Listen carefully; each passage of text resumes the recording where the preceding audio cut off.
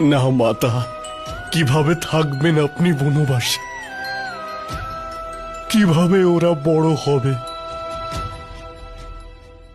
আপনার সেবার জন্য আমাকে নিয়ে চলুন মাতা। ভুলে যাচ্ছ হনুমান, সর্বদা অন্য কাউকে সেবা করার প্রতিজ্ঞা তুমি করেছ।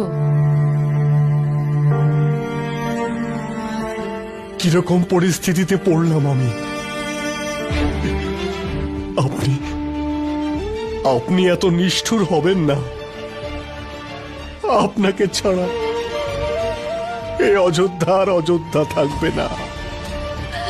আপনাকে ছাড়া প্রভু শ্রীরাম কি করে থাকবেন মাতা? এই জন্যই তো আমি তোমাকে এখানে ডেকেছি।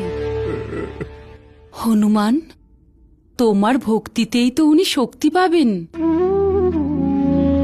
তোমার মাতার কথা তুমি রাখবে তো?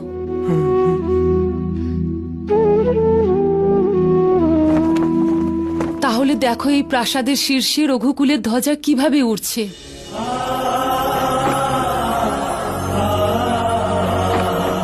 এই ধ্বজ রঘুকুলের মান সম্মানের প্রতীক। এই সম্মান যেন বজায় থাকে। প্রভু শ্রীরাম যেন কখনোই না ভেঙে পড়েন।